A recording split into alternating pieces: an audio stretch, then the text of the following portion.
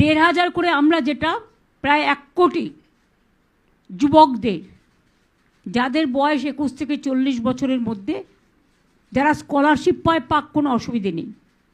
স্কলারশিপের টাকার সাথে এর কোনো সম্পর্ক নেই, কারণ আমাদের অনেক স্কলারশিপ আছে, কন্যাশ্রী, শিক্ষাশ্রী, যুবশ্রী, মেধাশ্রী, স্মার্ট কার্ড, সবুজের স্বপ্ন, তরুণের স্বপ্ন, রূপশ্রী, আমাদের 100টার ওপর স্কিম আছে, সামাজিক স্কিম, সেটা তো পাবেই। এটা আমরা বেকার ভাতা হিসেবে নয়, সে যখন পড়াশুনো করবে, পড়াশুনো করার স্কলারশিপ সে পাচ্ছে, কিন্তু তার একটা গাড়ি, মাধ্যমিক পাস কেন বলেছি, তার একটা হাত খরচের জন্য এইটা আমরা দেব যতদিন সে চাকরিটা না পাচ্ছে, এবং তার মধ্যে কর্মসংস্থান পেয়ে যাবে, হয়ে যাবে। অলরেডি আমরা 2 কোটি ছেলে মেয়েদের চাকরি দিয়েছি, আর মোদী সরকার বলেছিল প্রতি বছর 2 কোটি ছেলে মেয়েদের চাকরি দেবে। ইন্ডিয়ার জাতীয় গড় 40% বেকারি বেড়েছে, আর বাংলার জাতীয় গড় 40% বেকারি কমেছে। বাংলায় মনে রাখবেন, দেশের দারিদ্র সীমার ওপরে সংখ্যা বেড়েছে, আর বাংলায় দারিদ্র সীমার নিচে যারা ছিল তাদের প্রায় 1,75,00,000 মানুষকে আমরা দারিদ্র সীমার ওপরে নিয়ে এসেছি। মানুষের যে কোনো সোশ্যাল ইকোনমি সব কিছু ডিপেন্ড করে গরিব মানুষ,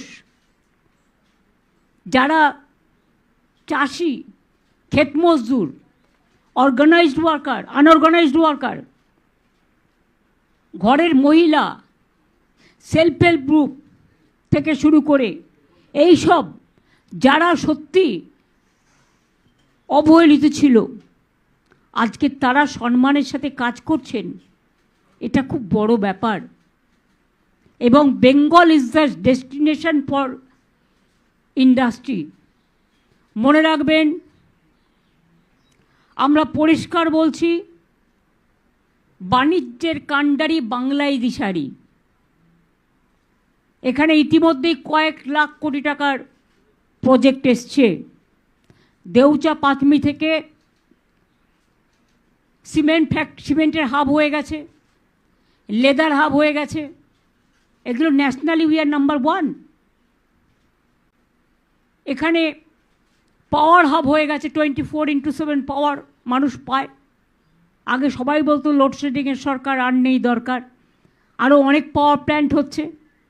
আর দেউচা পাথমি হয়ে গেলে আগামী 100 বছর পাওয়ারের কোনো ক্রাইসিস হবে না। আগামী 100 বছরের জন্য আমরা ছাত্র যৌবনকে, নতুন প্রজন্মকে এই উপহারটা দিয়ে দেবো। আর পাওয়ার যখন বাড়ে তখন পাওয়ারের দামটাও কমে, আর দামটা কমলে ইন্ডাস্ট্রির পথ আরও প্রশস্ত হয়। জঙ্গল সুন্দরী কর্ম